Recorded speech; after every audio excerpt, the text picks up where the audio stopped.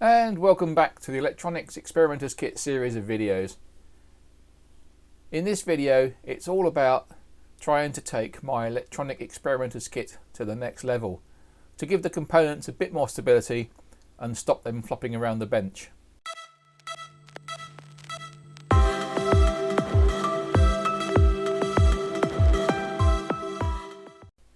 And welcome back.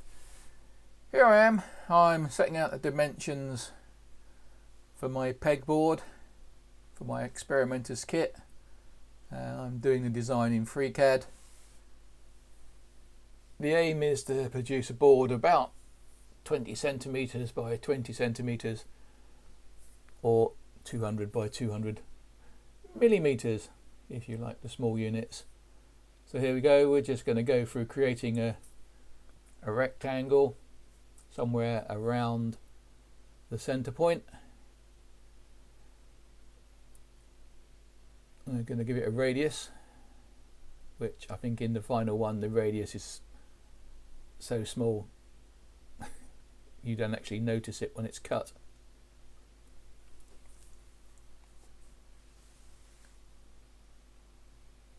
So you select all the four corners.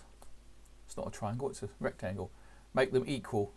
So now you only have to set one radius and the other three will follow. This is setting it equal distance around the middle point. I don't know why I'm doing it that way, because it should have been okay to start with. Yeah, it doesn't like it.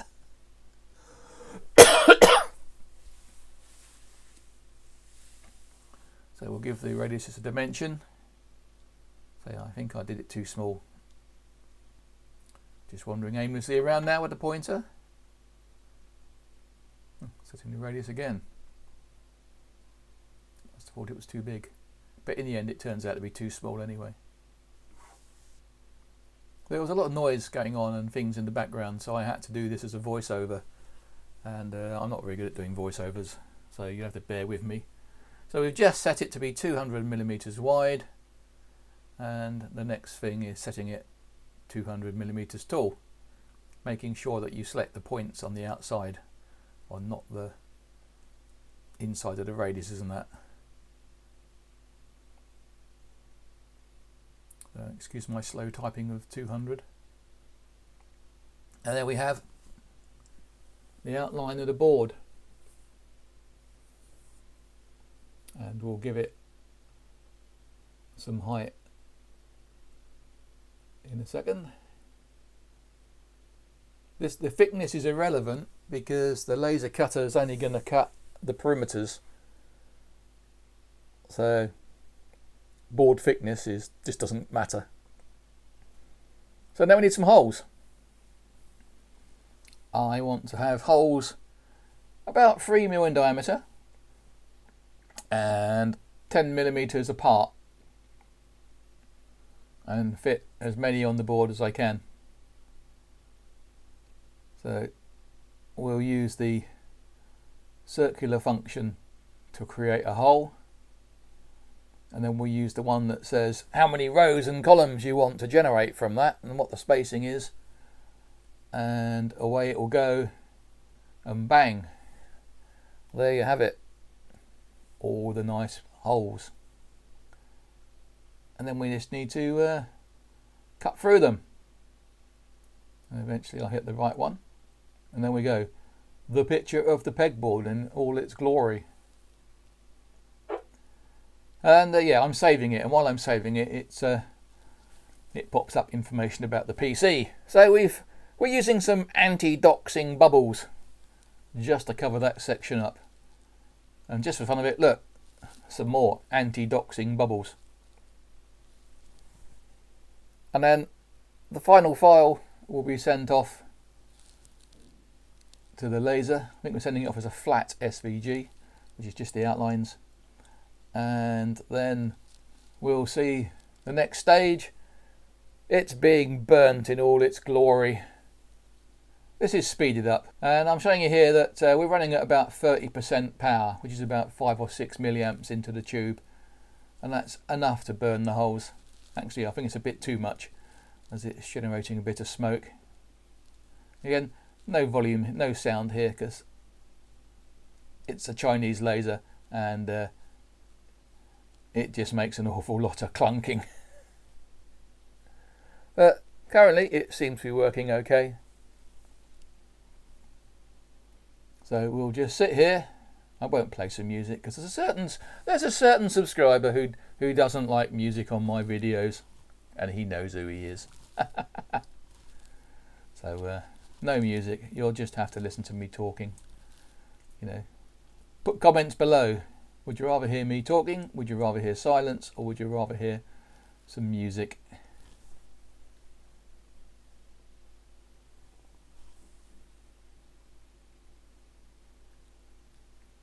Okay. It was a bit close to the edge, which is why the very thin whisper it was cutting caught fire. And at this point I was having problems with the program that I used to generate the laser commands, and it was taking me a hell of a long time to understand why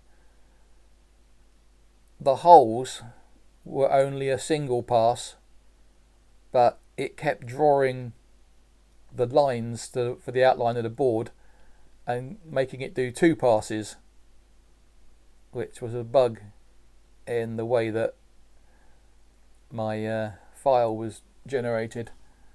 So you see it goes down and then it goes back, and quite often it gets a bit hot on the second pass because it's already cut it and was generating a bit of smoke. But less of me waffling on. I think if you've seen one hole cut, you've probably seen loads. So no more waffling, and I'll cut the video here because there's just more of the same thing. Here's the pegboard. Now, on earlier videos you would have seen me using these little white standoffs, and the idea with them was that the board, or the little connectors, sat in there and it kept them upright, but they kept moving around and playing about. So then I moved on and cut this, and I produced some little standoffs that had 2 holes, and again you could put them, the idea was you could put them in like that and they would go in there and it would hold them. But I had problems with, well, how do you put the next component in? It all gets in the way. So moved on to a single one, and the single one I glued to some connectors so that you could put several in together.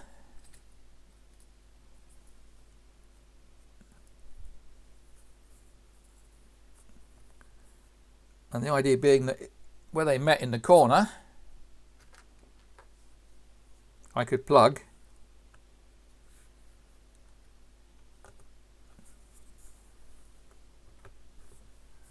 the transistor in, and it would hold them, you know, and I could move it about,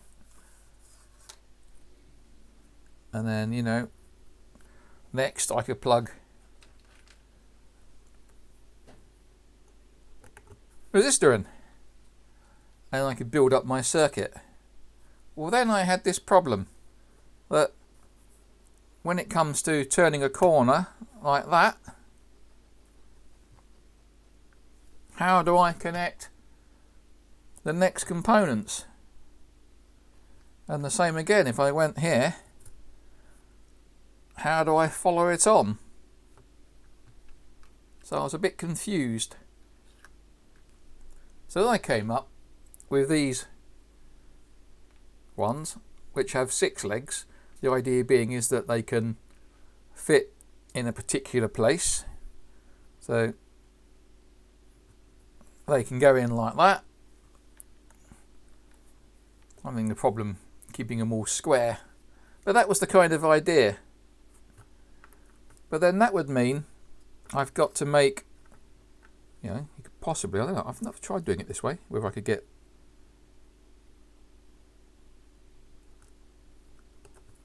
so now I had a problem, it won't go down. And the problem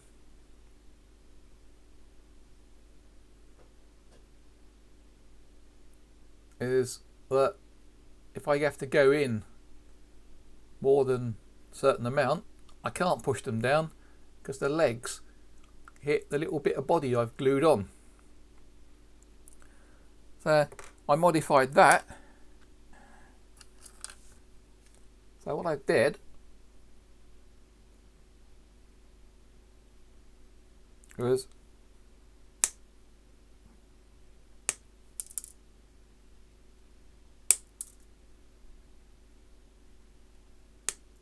oh, have I cut the right ones off? But effectively I cut them off, so that can now go back further and go in. But that meant I've now got to create a whole new load of components that are 3 wide instead of 2 wide. And then it suddenly hit me. I don't need to have a component maybe in that point. Maybe all I need is something the shape of maybe a transistor that can short this one to that one. So if I could put one there, I could have a component the shape of a transistor that just shorts those 3 together. And then I can put a component there and a component there. Or I could make one that's 4-sided and fit a component there, so I can connect them up.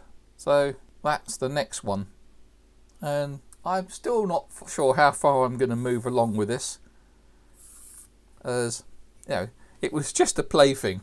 I'm thinking about getting some boards made, so these will be PCB boards, and then working out a better way of, you know, maybe make the next one of these out of perspex and come up with a better idea of how we're going to do this. So I just thought I'd release a quick video showing you sort of roughly where I'd got to.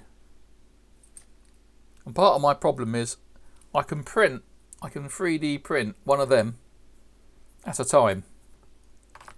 I can't currently print more than one at a time because the printer goes wrong and it messes them all up, because they are printed from bottom up and it gets confused when it's doing that cross. So if I bring it down here, bring in the microscope, maybe I can describe it better. There's the microscope view of it, and because of the post, I print them that way up, so it has to print the 2 walls and then the plate across the top and then the post on top, and so more than one and it just goes wrong. I think it's to do with the stringing as it moves about. But one at a time, fine. More than one, it goes wrong. But yeah, the idea is to do a few more experiments on this while I try and refine it, just for the fun. So this is currently about Mark 5. So all I can say is, if you want to see more of my ramblings on, hit the subscribe button, click the bell. I'll catch you on the next one, which actually might be an experiment.